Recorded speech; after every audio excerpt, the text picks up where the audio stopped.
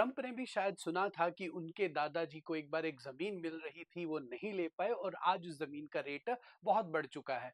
और अब ट्रंप को लगता है कि जहां जहां पे फ्यूचर में पैसा मिल सकता है, जहां जहां पर फ्यूचर में रिसोर्सेज हो सकते हैं, उन सब चीजों पे कब्जा करना चाहते हैं मिस्टर डोनाल्ड ट्रंप।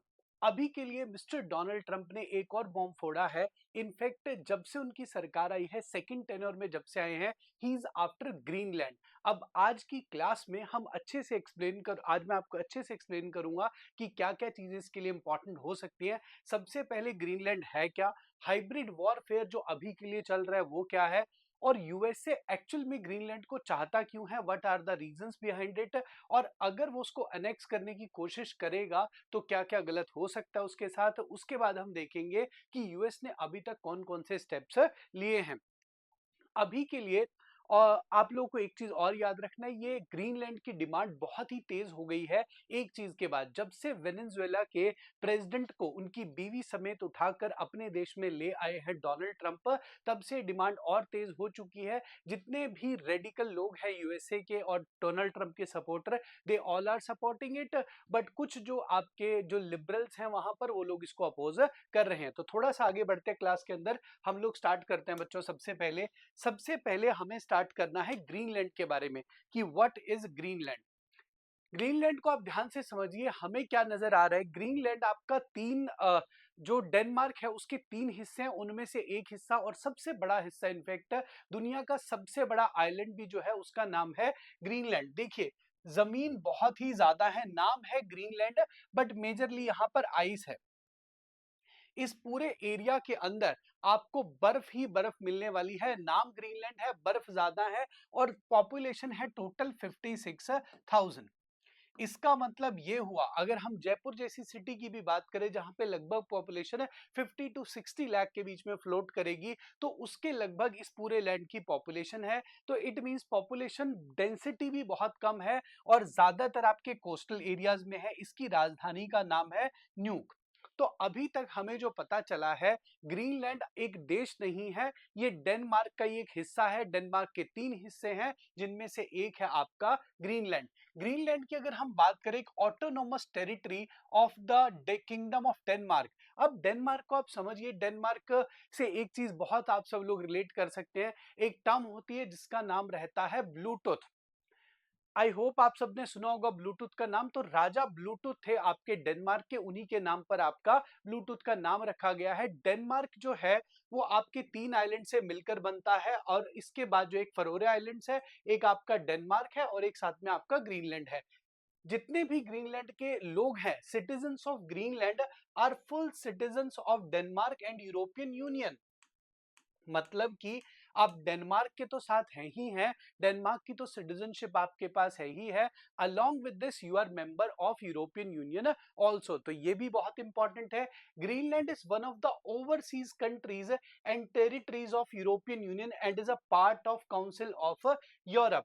तो ये मैंने यहाँ पर इसलिए लिखा है यूरोपियन यूनियन के बारे में, so that you will understand कि अगर रिपरकेशंस हुए, कि अगर आपके डोनाल्ड ट्रंप इस साइड में आते हैं, तो पूरा का पूरा यूरोपियन यूनियन जो है वो आपका ट्रंप को बैक करना थोड़ा सा बंद कर सकता है। तो ट्रंप के लिए चिंता का विषय यहाँ पर बन सकता है। तो हमें याद रखना है कि ग्रीनलैंड के पास एक अच्छी चीज है कि डेनमार्क की सिटीजनशिप तो है ही है, अलोंग विद दिस वो यूरोपियन यूनियन का भी पार्ट है। अच्छा, डेनमार्क से रिलेटेड ना, if you are preparing for examination, तो दो चीजें आप जरूर याद रखना। एक दो इंडेक्स रहते हैं क्लाइमेट के, एक होता है CCPI, climate change performance index. इसमें पहली तीन पोजीशन खाली रहती है, फोर्थ नंबर पे आपका डेनमार्क चलता है। इसके अलावा एक और चीज है जिसको हम कहते हैं, एक और इंडेक्स है जिसका नाम है एनवायरमेंट परफॉर्मेंस इंडेक्स, उसमें भी सबसे ऊपर चलता है डेनमार्क। तो आपका क्लाइमेट चेंज से रिलेटेड और इनफैक्ट उसको पॉजिटिवली काउंटर करने के जब भी इनिशिएटिव्स की बात आएगी, तो हम याद रखेंगे कि डेनमार्क जो है उसमें एक बड़ी कंट्री है, in fact at present top country है। दोबारा से मैं आपको एक बार समझा देता हूं, आप देखिए, आप थोड़ा सा और अच्छे से आपको समझ आएगा कि व्हाट इज डेनमार्क। ये है पूरा Denmark, this is first, this is Denmark, this is Faroe island, और ये है आपका क्या, ग्रीनलैंड। इन तीनों को जोड़कर बनता है आपका डेनमार्क। कलेक्टिवली भी हम इसको डेनमार्क बोलते हैं और डेनमार्क एक अलग से भी आपका आइलैंड है। तो 3 आइलैंड्स को जोड़ के बनता है क्या बेटा आपका ग्रीनलैंड।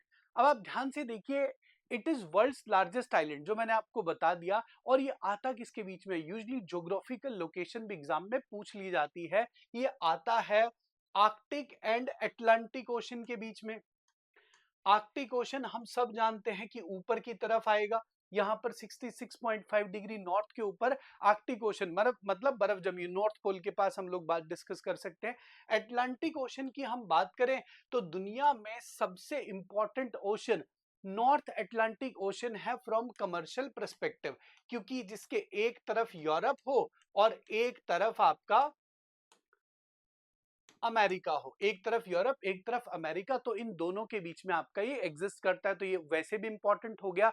ग्रीनलैंड आपका, ग्रीनलैंड का एक आइलैंड है आपका जिसका नाम है Kaffeklubben island. Kaffeklubben island northern coast के ऊपर है, is world's northernmost undisputed point of land Cape Morris Jesup on the mainland was thought to be so until 1960s। आपका जो है ये सबसे नॉर्दर्न मोस्ट पॉइंट कंसिडर होता था। हमने ये भी डिस्कस कर लिया था ऑलरेडी कि इसकी कैपिटल कहां पर है, न्यूक के अंदर।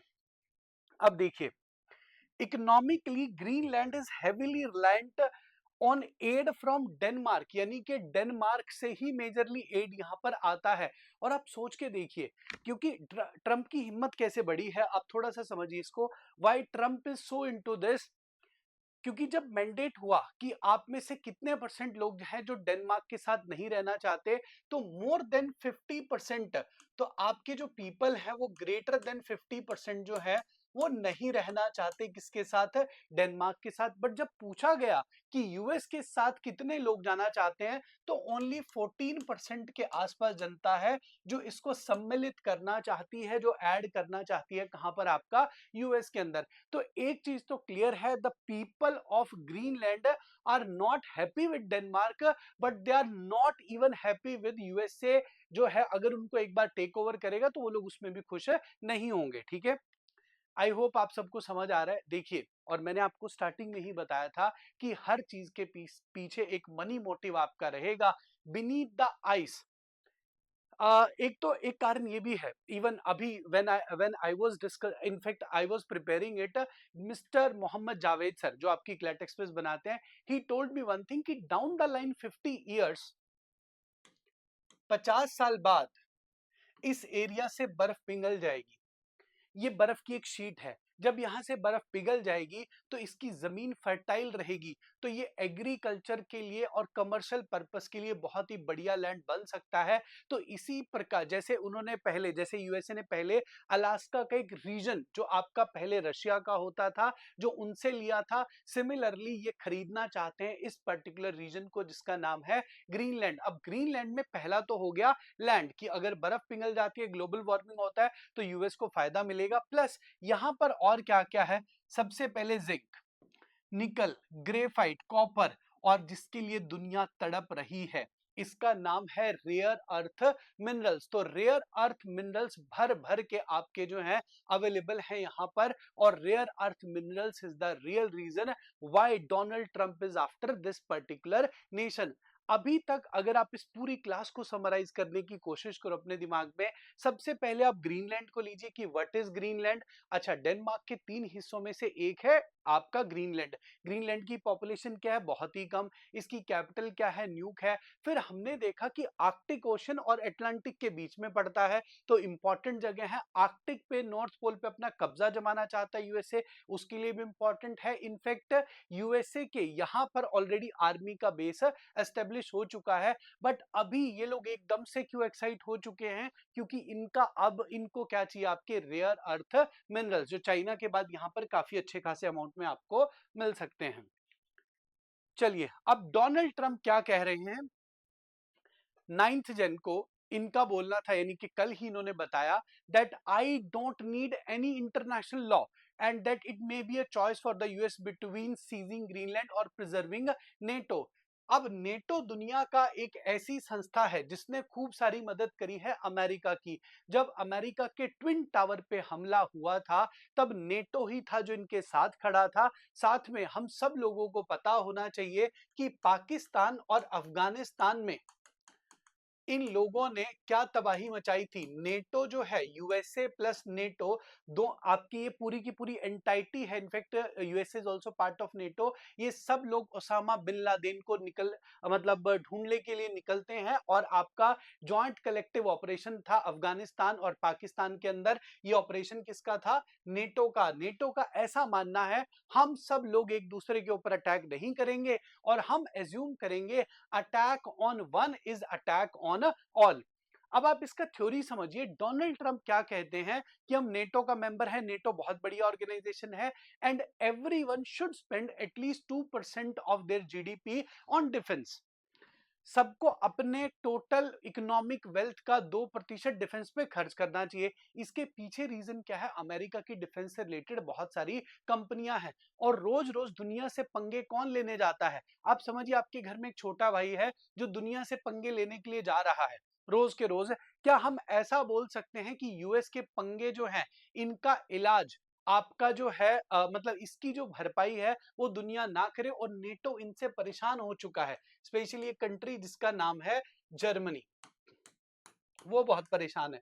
नेटो का एक परम मित्र था पहले, अभी भी है वैसे तो, जिसका नाम है तुर्की। इंग्लिश में हम बोले इसको तुर्की बोलते हैं आजकल आपका। तो जो तुर्की है वो भी परेशान है, और इनफैक्ट तुर्की जो है वो एक डायलॉग पार्टनर बन चुका है किसका? आपके एससीओ का, शंघाई कोऑपरेशन ऑर्गेनाइजेशन का। एससीओ चाइना और रशिया लेड मूवमेंट है, डिफेंस पैक्ट है। नेटो आपका यूएस लेड है आपका। तो आपको समझना पड़ेगा कि पूरे वर्ल्ड की खिचड़ी बनने जा रही है, और डोनाल्ड ट्रंप अब कह रहे हैं पूरी दुनिया ने इनका साथ दिया, नेटो ने साथ दिया, और अब बोल रहे कि देखा जाएगा कि ऐसा भी हो सकता है मैं ग्रीनलैंड को चूज कर लूं instead of NATO. Trump threaten the US will do something on Greenland whether they like it और नॉट। अब इसको बोलते हैं साइकोलॉजिकल वॉर, कि पेरेंट्स जो है वो आपको बोलते हैं कि ठीक है, देखते हैं, तेरे को बताएंगे हम, वी विल टेल यू, हम तेरे को एक सबक सिखाएंगे। मतलब आप कर कुछ नहीं रहे हो, बट आप साइकोलॉजिकली किसी को तोड़ने के लिए जब ऐसे कार्य करते हैं, तो उसको बोलते हैं हाइब्रिड वॉरफेयर। और इस हाइब्रिड वॉरफेयर को कौन कंडक्ट कर रहा है? आपका यूएसए। ये रोज नई नई चीजें लेकर आते हैं। कभी अपने भाई साहब को उठाकर, जिनका नाम है जेडी वेंस, वो निकल जाते हैं डेनमार्क की ट्रिप पे और अपने आर्मी बेस में ही रहते हैं, और आपके देश में किसी देश का वाइस प्रेसिडेंट आया है और वो अनइनवाइटेड है, वो डिप्लोमेटिकली इनवाइटेड नहीं है, तो ये बात भी इनको अच्छी नहीं लगी ग्रीनलैंड को। इनका भी इन्होंने, और सेकंड टेन्योर में जब से आए हैं ऑफिशियल, और अब जो है जो डेनमार्क की गवर्नमेंट है वो भी बोल रहे हैं कि पहले हम शूट करेंगे ट्रंप साहब, बाद में पूछेंगे गलती क्या थी। अगर आपने वेनेजुएला वाली गलती इधर करने की कोशिश करी तो आपको भी भुगतना पड़ सकता है। ठीक है, चलिए, हाइब्रिड वॉरफेयर अपने को याद रखना है। अच्छा देखिए, जेडी वेंस ने विजिट किया, और यहां पर देखिए इनका स्पेस बेस है यहाँ पर। ठीक है, vice president of United went on uninvited visit to Greenland, never leaving the US base he stayed in. The visit was condemned by Greenlandic and Danish politicians and describing it as a provocation against the Kingdom of Denmark। ये Denmark के against जो है गलत बात है। कौन सी जगह पे रुके थे, ये पॉइंट आप जरूर याद रखिएगा। इसका नाम है पिटुफिक स्पेस बेस। ये क्या है आपका? Pituffik space base. इसको आपको याद रखना है कि कौन सी जगह पे हमारे जेडी वेंस जी गए थे। यूएसए किस वजह से रुका है? मैंने आपको बता दिया कि हाइब्रिड वॉरफेयर है। इन ऑल लाइकलीहुड शायद ट्रंप अटैक ना करे, बट ट्रंप बहुत अनप्रेडिक्टेबल है, तो हम डायरेक्टली प्रिडिक्ट भी नहीं करेंगे। But NATO is the main reason, जो मैंने आपको बताया था, क्योंकि यूएसए को रोज पंगे लेने हैं दुनिया से। यूएसए जो है सबसे ज्यादा चिढ़ता है इन नेशन से, क्योंकि कलेक्टिवली 40% इकोनॉमी लेके बैठा है ब्राजील, लूला जी है वहां पर, रशिया, हमको पता है पुतिन की ट्रंप की कितनी अच्छी बनती है, इंडिया, डोनाल्ड ट्रंप ने बोला कि इसने फोन नहीं किया तो हम डील ही नहीं करेंगे। चाइना के साथ भी ऑलरेडी नो कि कितना बढ़िया है। साउथ अफ्रीका में तो G20 हुआ, G20 की समिट में भी ये लोग नहीं गए, और अगली G20 समिट में तो इन्वाइट भी नहीं किया है साउथ अफ्रीका को। तो हमको समझ आ रहा है इन सब देशों से पंगे ले रहा है यूएसए, और नेटो नेशंस को भी अगर इनसे भिड़ना पड़ा तो G7 नेशंस जो हैं, जो आपके यूरोपियन नेशंस हैं, जो डील्स उनको मिलती थी हम जैसे देशों से, वो बंद हो जाएंगी और नेटो को इम्प्रेस इनको रखना पड़ेगा, नेटो को अपने साथ रखना पड़ेगा। And if they try to go solo तो ये एक बहुत ही बड़ा स्टेप हो सकता है वर्ल्ड पॉलिटिक्स में, सब कुछ बिखर जाएगा और बहुत सारे फ्रंट आपके सामने आ सकते हैं। Maybe you will see some of the countries will start supporting Russia and Iran again. ठीक है, चलिए ओके। इससे पहले हम सबको पता है कि यूएसए ने वेनेजुएला पे अटैक किया था। The video is already available in the live section of law prep tutorial. अगर आप लोगों को ये वीडियो अच्छा लगा, please do let me know in the comment section. आप कोई और वीडियो चाहते हैं जिसके ऊपर हम लोग फिर से वीडियो बनाएं तो वो भी आप हमें बता सकते हैं। मेरा नाम पंकज शर्मा है। Thank you so much for having me. Take care, bye bye.